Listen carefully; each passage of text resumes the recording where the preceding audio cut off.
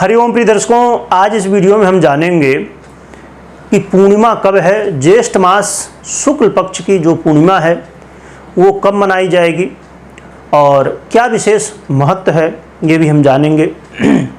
और ये जो पूर्णिमा होती है ज्येष्ठ मास शुक्ल पक्ष की, इसमें वट सावित्री व्रत भी कुछ जगह मनाया जाता है। वैसे तो वट सावित्री व्रत पहले ही मना लिया जाता है, परंतु कुछ जगहों में कुछ परंपराएं हैं, वहाँ पर माना जाता है पूर्णिमा को। तो इस दिन महिलाएं जो होती हैं, तो जो सुहागिन महिलाएं होती हैं वो वट वृक्ष की पूजन करती हैं और कच्चा सूत जो होता है या तो धागा से, मौली से जो है तो फेरा लगाया जाता है, साथ में उनको चढ़ाया भी जाता है, बंधन भी किया जाता है। तो और विशेष रूप से जो वट वृक्ष का पत्ता होता है उसकी जो है तो पूजा और उसका जो फल होता है उसको भी ग्रहण किया जाता है। तो ये बहुत जीवन में एक ऐसा मौका होता है, महिलाएं जो होती हैं, सुहागिन महिलाएं, कि अपने पति के लिए विशेष रूप से व्रत रखा जाता है। और साथ में ये ऐसा माना जाता है कि इस व्रत से जीवन की जो भी समस्याएं हैं और ख़ासकर उन महिलाओं के लिए जिनके जीवन में, वैसे तो आज का समय ही ऐसा है, परंतु आज के जीवन में जो भाग भरी भागती हुई ज़िंदगी है और आज के समय में लोग जो बड़े बड़े शहरों में रहते हैं, वहाँ को जो आप देख पा रहे हैं, वहाँ का जो माहौल देख पा रहे हैं, उसके हिसाब से भी जीवन में और इच्छाएं जो हैं बहुत ज़्यादा हैं हर व्यक्ति की, चाहे पुरुष हो चाहे महिलाएं हों। ये भी कई कारण हैं जो कि दाम्पत्य जीवन या अन्य रिश्तों में बाधाएं आती हैं, समस्याएं आती हैं। तो कहा जाता है कि दाम्पत्य जीवन में यदि कोई बाधाएं हैं, वाद विवाद है, अनबन की स्थिति है, तो इस व्रत को करने से, वट सावित्री को करने से जीवन की ये बाधाएँ भी दूर होती है और पति की रक्षा भी होती है। तो ये व्रत अवश्य करना चाहिए जब भी आपके यहाँ मनाया जाता हो। और पूर्णिमा का ये पर्व कहा जाए तो खासकर ज्येष्ठ मास में और भी विशेष हो जाता है, क्योंकि ये गर्मियों का समय है और इस समय जब आप व्रत रखती हैं तो और भी ज़्यादा तकलीफ़ महसूस होती है। मतलब जब आप भोजन नहीं करती हैं या आप कुछ लोग निराहार भी रहते हैं और जल भी नहीं लेते हैं, तो उन लोगों के लिए और विशेष हो जाता है, क्योंकि गर्मियों का समय, इस समय बहुत ज़्यादा गर्मी पड़ती है, तो इसमें व्रत रखना थोड़ा सा मुश्किल होता है और जितनी कठिन तपस्या आपकी हो उतना ही लाभ भी मिलता है।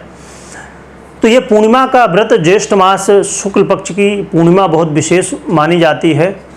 और साथ में देखा जाए तो इस दिन जिन लोगों के जीवन में, या खासकर कहा जाए कि मानसिक स्थिति या मानसिक तनाव बहुत ज़्यादा है, उन लोगों के लिए पूर्णिमा का व्रत बहुत ज़रूरी है और लाभदायक भी है। क्योंकि पूर्णिमा का व्रत चंद्रमा से जोड़ा जाता है, चंद्रमा अधिपति होते हैं पूर्णिमा के। तो चंद्रमा एक ऐसा ग्रह है कुंडली में कि जो खराब हो तो बहुत ज़्यादा समस्याएं जीवन में होती, क्योंकि जब आप मानसिक स्थिति से ठीक नहीं हैं तो कुछ भी आपके पास हो कोई मतलब का नहीं है।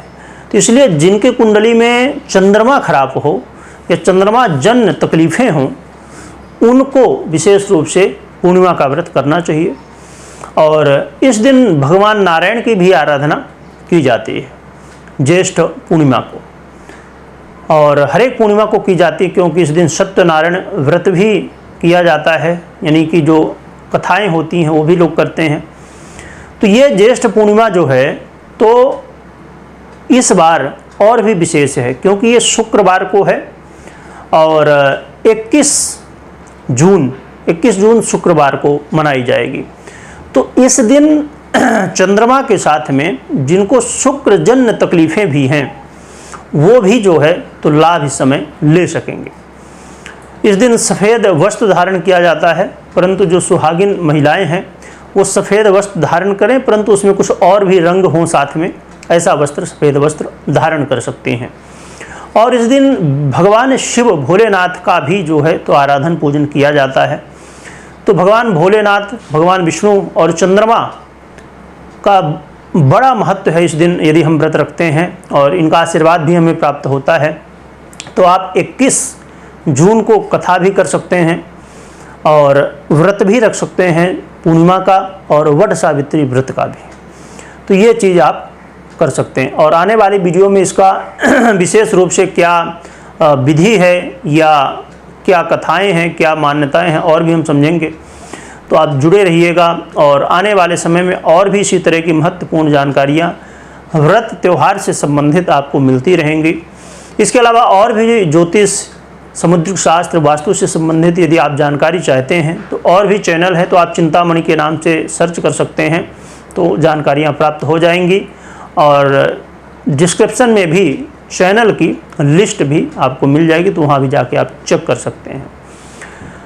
कमेंट में ओम नमः शिवाय लिखिएगा और लिखने के साथ स्मरण करिएगा। वीडियो देखने के लिए बहुत बहुत धन्यवाद।